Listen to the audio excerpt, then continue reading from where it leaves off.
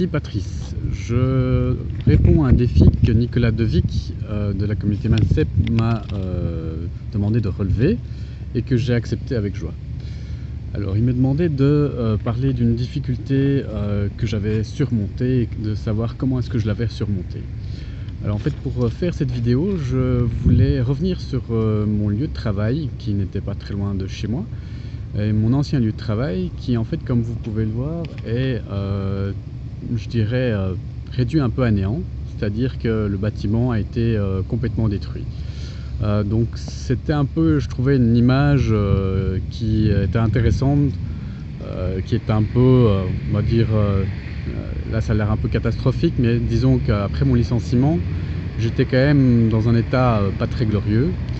Et voilà, je pense que maintenant je sais rebondir par rapport à cette difficulté et je voulais partager voilà, quelques idées par rapport à ça. Donc moi, ce qui m'a aidé en fait, c'était surtout de m'entourer de gens qui m'aiment. Bien sûr, il y a la famille, mais il y a aussi les amis. Et donc j'ai été entouré, je suis entouré de tous mes amis qui sont remplis de sollicitude et je dirais c'est une sollicitude vraiment bienveillante, qui n'est pas du tout dans la compassion et qui est plutôt dans quelque chose de constructif, mais aussi des nouvelles rencontres que je fais, j'en fais énormément pour l'instant et je sens quelque part cette bienveillance, mais aussi cette envie de me faire agir, de me donner des conseils, mais pas dans la condescendance, de me donner des conseils qui peuvent me construire.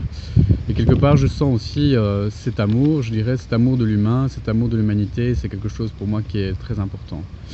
Alors aussi je voulais ajouter que oui, s'entourer de gens qu'on aime c'est bien, mais aussi quelque chose que j'ai découvert, c'est le fait d'être présent à eux. Et ça, comment je le fais? C'est via la méditation, quelque chose que ça fait longtemps que j'avais envie de le faire. Et la méditation, moi, ça m'aide à être présent à eux et à moi-même. Et donc je me rends compte que je gagne beaucoup plus en dialogue, en clarté, en compréhension grâce à cette méditation. Alors, aussi je dirais par rapport aux gens, en fait, je me suis rendu compte aussi qu'il y avait des gens que je les appelle bonbons et des gens boules puantes. Alors les gens bonbons, c'est justement les gens qui vous boostent. Moi c'est les gens optimistes, les gens qui ont envie d'entreprendre. Et les boules puantes, c'est les gens qui pompent votre énergie, qui vous donnent l'impression que vous avez une vie merveilleuse et qu'ils ont une vie de merde. Enfin, en tout cas c'est moi ce qu'ils disent, mais ils ne se rendent pas compte toujours des difficultés qu'il faut traverser. Et encore maintenant, il y a des gens qui ont des boulots, mais qui, quand ils me voient, ils me disent « Ah mais toi t'as l'air tellement bien ». Oui, sans doute, je me reconstruis, mais bon, c'est pas pour ça que j'ai une vie qui est tous les jours facile. Et alors les boules puantes, c'est aussi pour moi un peu les gens qui sont des pervers narcissiques. Et je dirais par rapport à ces personnes-là, moi je n'ai qu'un conseil, c'est fuyez, parce que c'est des gens qui vont toujours vous retourner comme une crêpe. Et voilà, quelque part ce sont des gens nocifs. Et donc il faut savoir un peu savoir quels sont les gens qui vous boostent. Alors aussi quelque chose d'important, c'est de savoir d'où on tient son énergie. Moi l'énergie je la tiens du groupe, alors que je suis quelqu'un d'assez solitaire, d'assez indépendant. En fait je me suis rendu compte que c'est vraiment le groupe qui me faisait aller de l'avant. C'est clair que je dirais il y a mon envie propre, mais l'énergie de nouveau, comment est-ce que tout ça se met en route? C'est de nouveau en rencontrant beaucoup de gens, en étant en contact avec plein de personnes. Excusez-moi, c'est la première fois que je le fais, hein, donc vraiment j'avais envie de relever ce défi, mais c'est pas évident. Alors oui, aussi justement quand on a un projet professionnel, c'est de rencontrer un maximum de gens qui ont selon vos critères réussi, ou des gens qui sont en cours de route de construction d'un projet. Je me suis en fait rendu compte aussi que même ces gens qui sont en construction, qui ne sont pas je dirais dans une phase de développement depuis quelques années, mais simplement depuis quelques mois, c'était aussi quelque chose de très intéressant, parce que ça vous permet de voir vraiment, d'avoir le nez sur quelles sont les premières étapes de votre état de transformation et de transformation du projet aussi. Alors aussi un projet, ça se fait tous les jours, ça se construit tous les jours, il faut être dans l'action.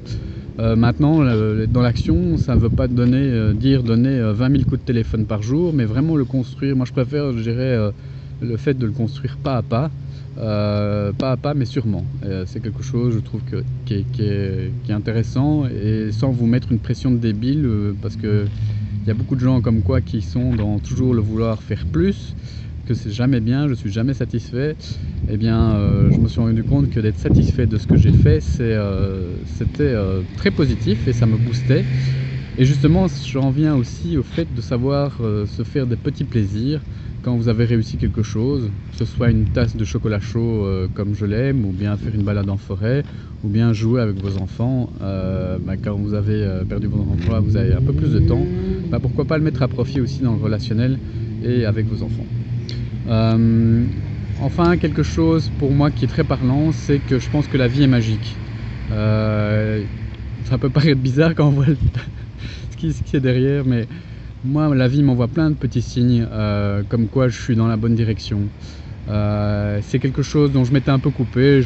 Quand j'étais plus jeune, c'est quelque chose que j'avais un peu remarqué, et je m'en étais un peu coupé, sans doute un peu pour me protéger de peut-être une émotion trop forte, ce genre de choses là. Mais maintenant, tous ces signes, moi, me renvoient à quelque chose d'éminemment positif. Et donc moi, je terminerai en disant que la vie est magique.